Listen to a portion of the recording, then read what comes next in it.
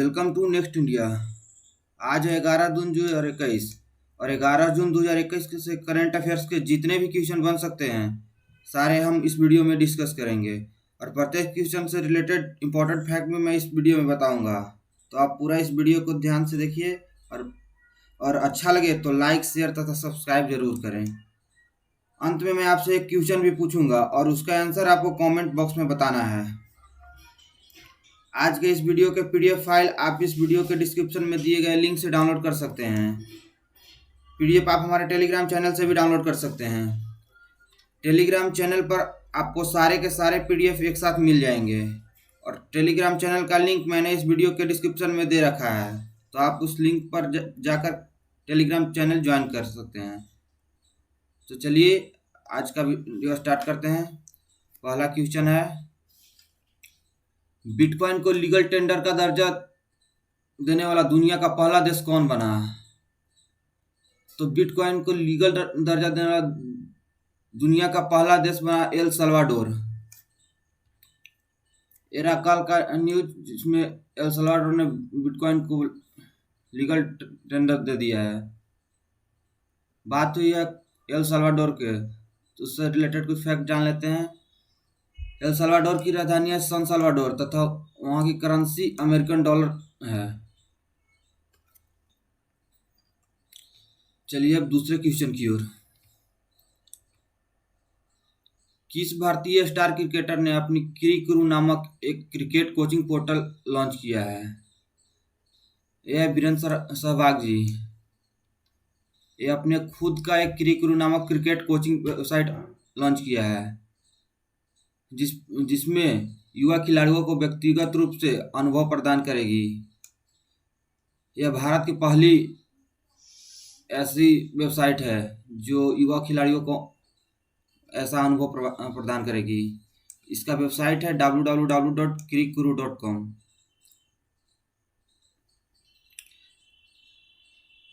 अब चलते हैं अगले क्वेश्चन की ओर।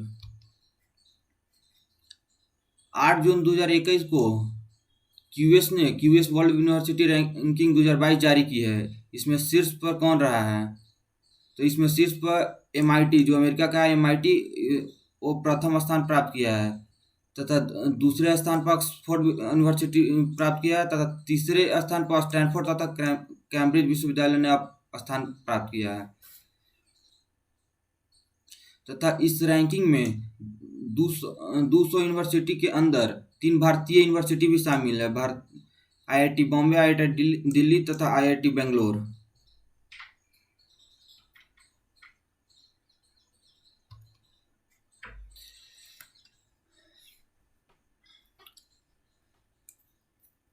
आरबीआई ने किसे फिर से आईसीआईसी बैंक के पार्ट टाइम अध्यक्ष के रूप में नियुक्त किया है? यह गिरीश चंद्र चतुर्वेदी जी, जिन्हें पुनः पार्ट टाइम अध्यक्ष के रूप में चुन लिया गया है। एक कल का करंट न्यूज। बात हुई है आरबीआई तथा आईसीआईसी बैंक के, तो दोनों के बारे में जान लेते हैं। RBI reserve bank of India, इसकी स्थापना ब्रिटिश राज के समय ही हुई थी। यह 1 अप्रैल 1935 की स्थापना कोलकाता में हुई थी, लेकिन इसका हेडक्वार्टर मुंबई में है।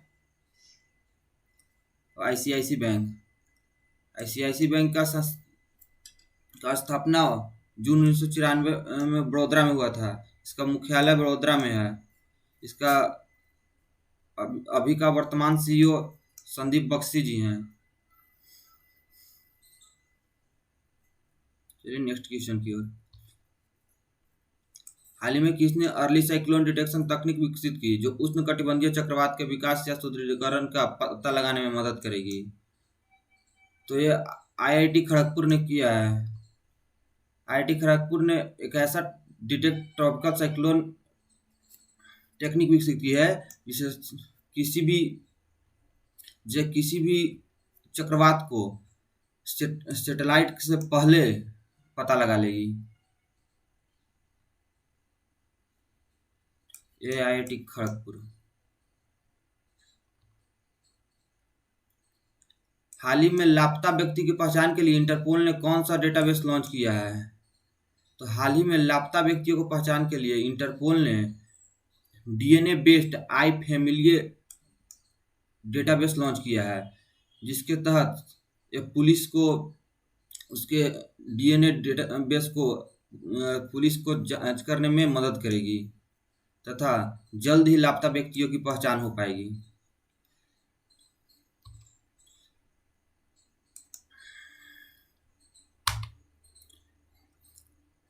ये आज का है सबसे इम्पोर्टेंट क्वेश्चन। भारत में फेसबुक ने किसे शिकायत अधिकारी के रूप में नियुक्त किया? तो ये है स्फूर्ति प्रिया जी। इन्हें कल ही भारत में फेसबुक के शिकायत अधिकारी के रूप में नियुक्त किया गया है। यह कदम पिछले महीने लागू होने वाले सूचना प्रौद्योगिकी नियम 2021 की वजह से लिया है।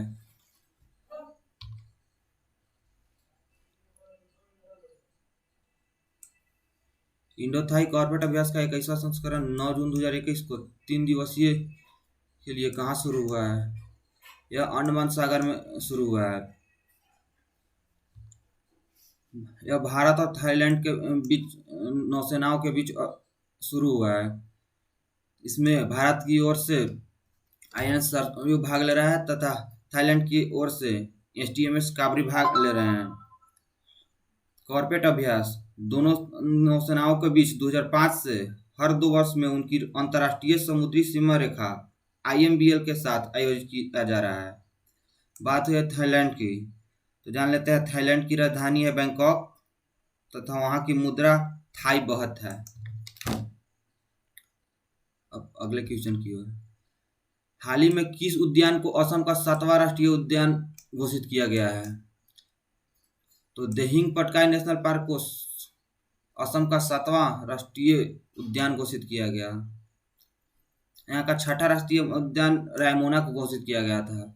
यहाँ 7 इम्पोर्टेंट राष्ट्रीय उद्यान हैं।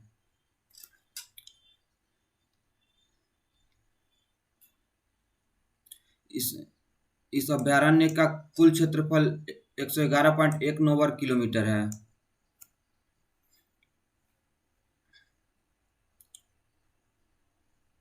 बात हुई असम के, तो जान लेते हैं असम से रिलेटेड इम्पोर्टेंट फैक्ट। असम की राजधानी दिसपुर है तथा यहाँ का राज्यपाल जगदीश मुखी जी हैं। यहाँ का चीफ मिनिस्टर हिमंत बिस्वा शर्मा जी हैं, जो हाल ही में बने हैं। यहाँ का फेमस राष्ट्रीय पार्क, ध्यान से पढ़ लीजिएगा। यह मैप में असम, ऊपर में अरुणाचल प्रदेश है, पूर्व की ओर नागालैंड है।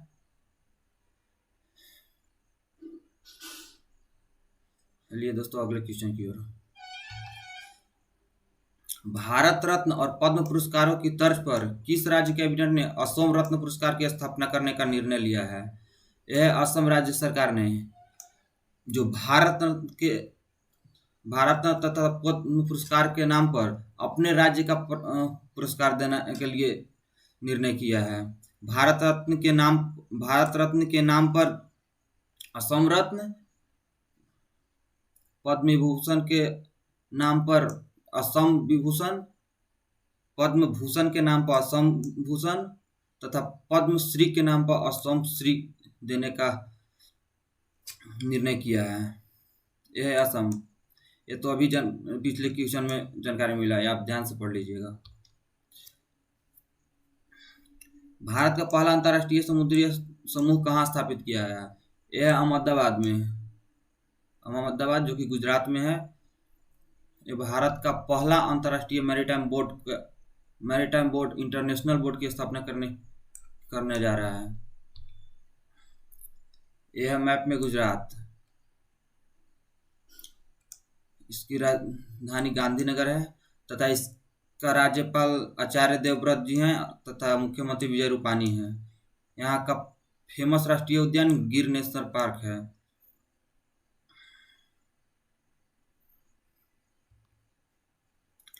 विश्व का सबसे अधिक रहने योग्य शहरों के निर्माण में सर्वेक्षण के अनुसार 2021 में कौन सा शहर सबसे अधिक रहने योग्य शहर है? तो यह ऑकलैंड। इस कोरोना पैंडेमिक के बाद सबसे अच्छा दुनिया में रहने का आकलन के बाद यह पता चला है कि ऑकलैंड दुनिया का सबसे बेस्ट शहर है रहने के मामले में। चलिए अगले क्वेश्चन की। हाल ही में स्वतंत्रता सेनानी बिरसा मुंडा की पुण्यतिथि किस दिन मनाई गई है? तो हाल ही में बिरसा मुंडा जी का पुण्यतिथि 9 जून को मनाई गई है। यह बिरसा मुंडा जी जो कि झारखंड से के हैं। इनका जन्म 15 नवंबर 1875 को हुआ था तथा इनका देहांत 9 जून 1900 हुआ था।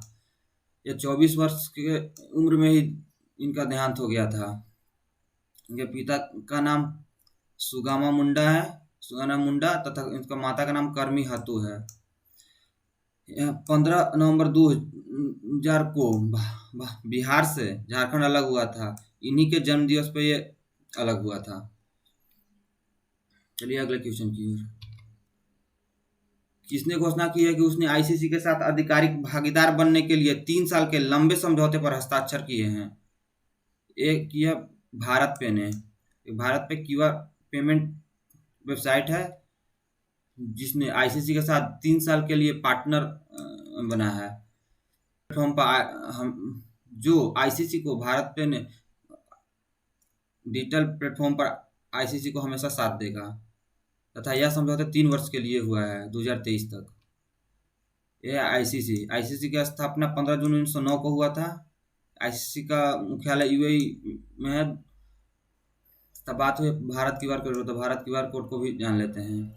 यह एक एनपीसीआई के तहत इसका मालिक है जो कि भारत में रजिस्टर्ड है। इसका इंट्रोड्यूस 20 फरवरी 2017 को हुआ था। इसका वेबसाइट है www.npci.org.in। चलिए अंतिम क्वेश्चन की ओर। नीति आयोग ने किसके साथ स्पॉन्सर कोविड रोगियों को घरेलू देखभाल सहायता के लिए सुरक्षित तुम अभियान शुरू किया है? तो यह पिरामिड फाउंडेशन के साथ। नीति आयोग और पिरामिड फाउंडेशन ने मिलकर 112 आकांक्षी जिलों में सुरक्षित तुम नामक अभियान का शुरू किया है। यह अभियान 20 लाख नागरिकों को कोविड होम केयर का सहायता प्रदान करेगी।